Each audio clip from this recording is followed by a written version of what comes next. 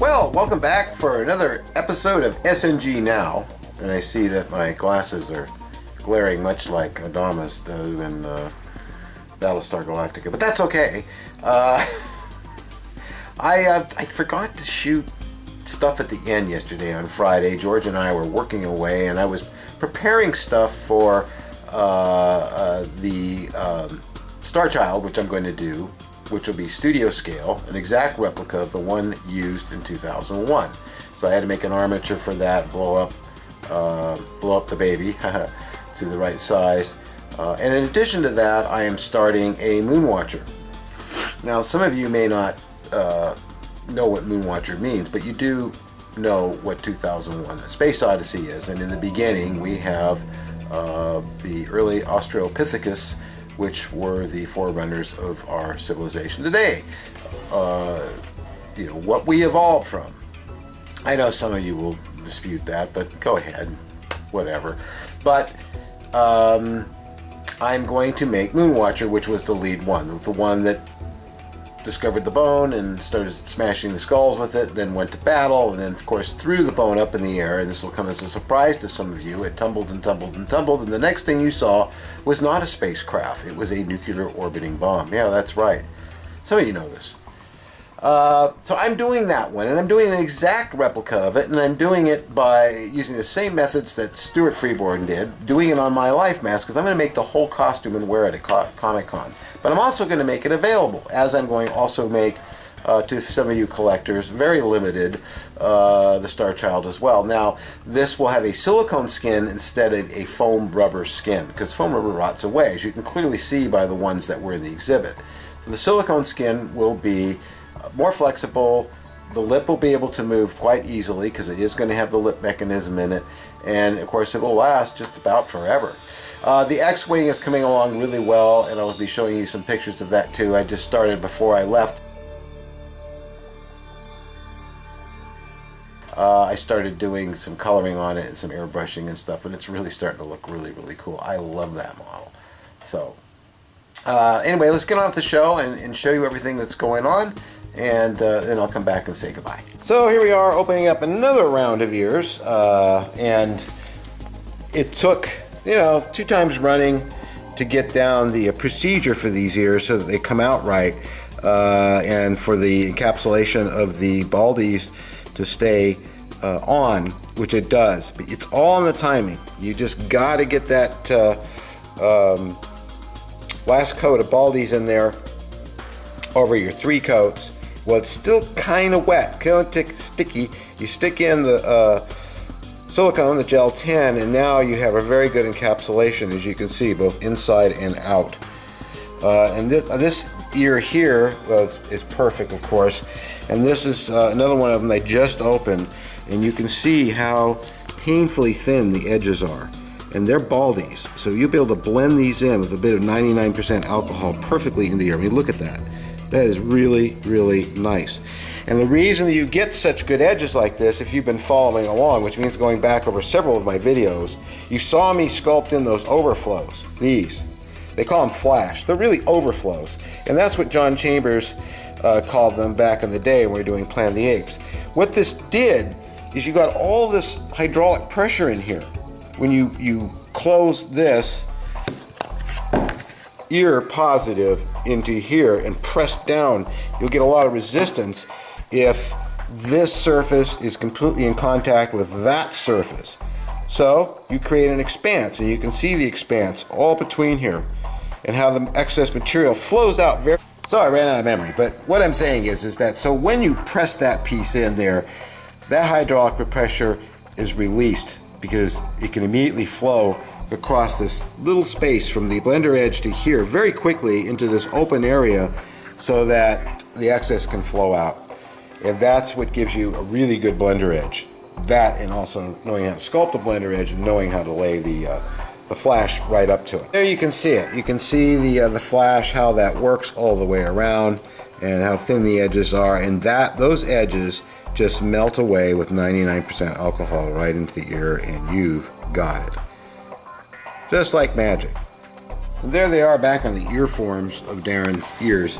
And you can see just how beautiful these are going to work, because this will just get blended right across this edge here, and that'll be completely gone. And this is the soft, fatty tissue area on the ear here as well. And so, I mean, there'll just be no blender edge at all showing. So I'm very, very pleased with these. So George and I have been really busy today on this Tuesday, and we got all kinds of things done because I have to leave early for a party. And here I got ears. He's marked them all up for me. All these lovely pointed ears. And over here we have Deadpool, which is now, the eyes are very soft right now, so I have to wait till tomorrow to work on them anymore. But I got the eyes evened up, right length, got some texture in there, because we're going to mold this tomorrow with any luck. So that's going to be great. George is going to know how to make molds, that kind of mold. And his head's there, and the body's here, and George is adding the flange, which goes around here,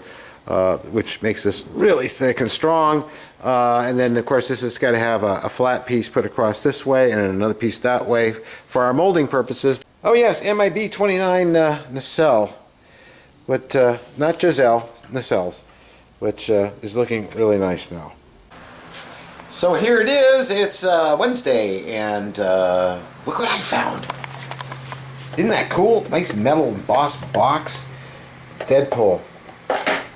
My other one got trashed, so Mary found another one, which is a little different than the one I had before, but it's really cool. I love the way the light plays. If I can get the light on it. Right, there we go. Oh boy, that's so cool.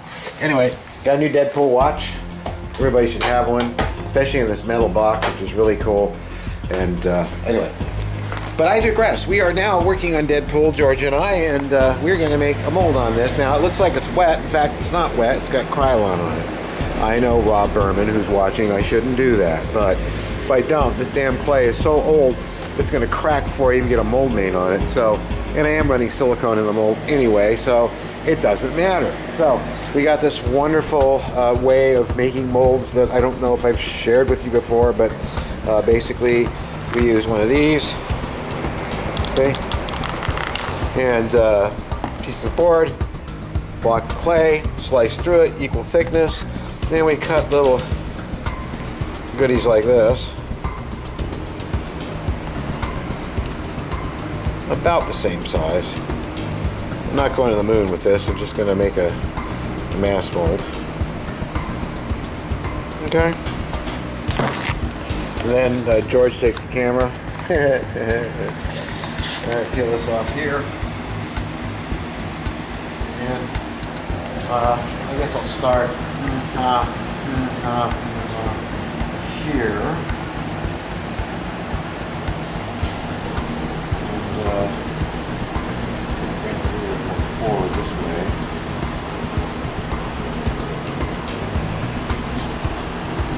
You can see what a nice seal I have to the rest of it. It's pretty straight and flat for a wall.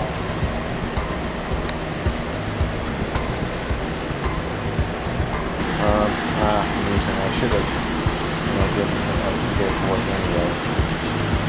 That one.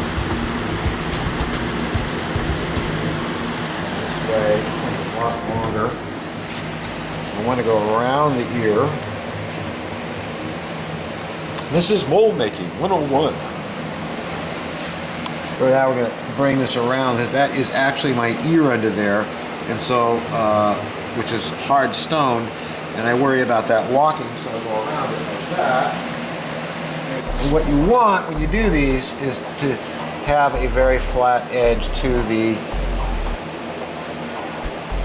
sculpture, because otherwise you're going to end up with like a little lip that you're not going to want. It's thin on the edge of the mold and it can chip. So I'm going to cut some more of this away. Hopefully I won't go flying into the sculpture like I've done in the past. And I can still lose some more.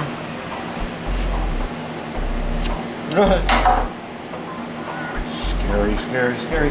Now, down on the neck is a natural undercut where everything can go horribly wrong. Boy, do we have a vacation for you. Bing, bing. Some people I know want me to get involved in an online flight combat game, which obviously I'm not in any position to do currently. So what we hope for is that we're not going to end up with an undercut. And one way I get around avoiding the undercut is that I'm pretty far forward on this side.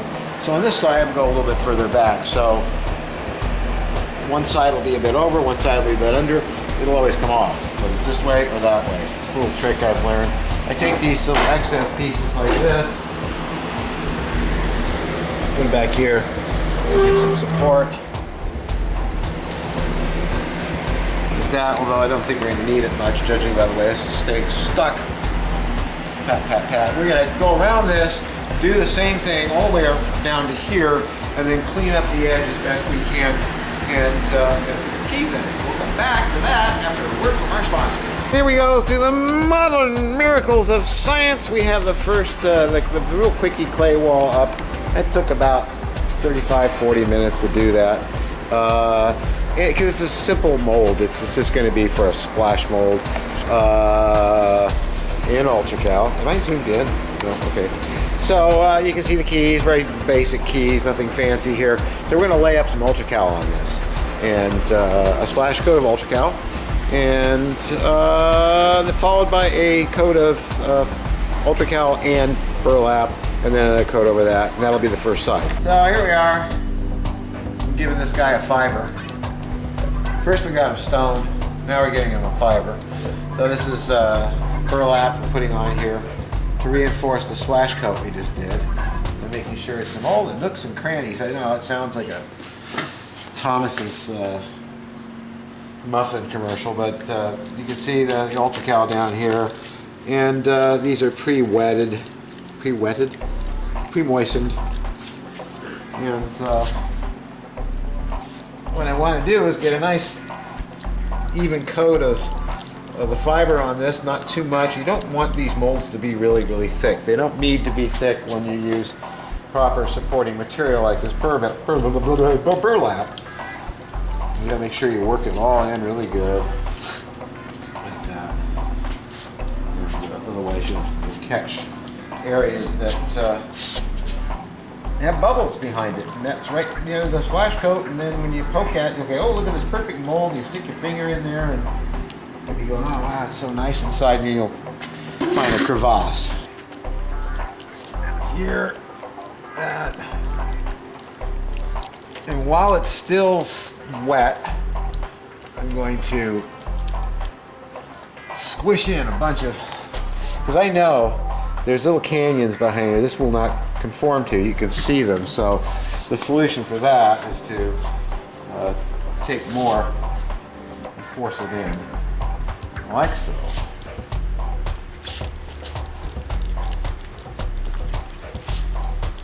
Two rules of thumb with any stone material, plaster, gypsum, is you never want to make it too thin, too runny, too watery, or you'll have very weak material.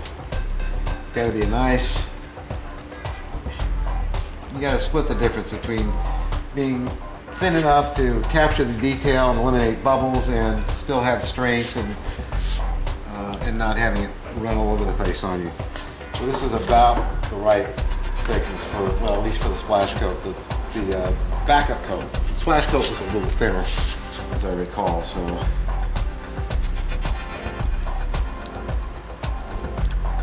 So I'm going to be doing this for a while, but when this sets up, we'll come back and show you what it looks like when it's all set up.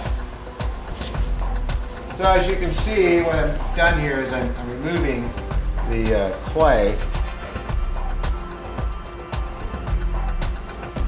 from the other side now that this stuff's set up. And of course, the other ones came off so easily, right, George? And this one's going to give me trouble. Wiggle, wiggle, wiggle. There it comes out, nice and clean, see? Like that. We're going to leave that there. And you can see how right up into it's all really nice and tight. And tomorrow we'll shave off all this stuff here, clean it up. We'll build some clay in or around all these areas here so there's less surface area contact, and also gives us a place to pry the mold apart really quite easily. And we'll Vaseline this up and do the other side. Now here's what it looks like on this side. oh, you know what? You know what? It needs something. Here it goes. So we know what mold this is.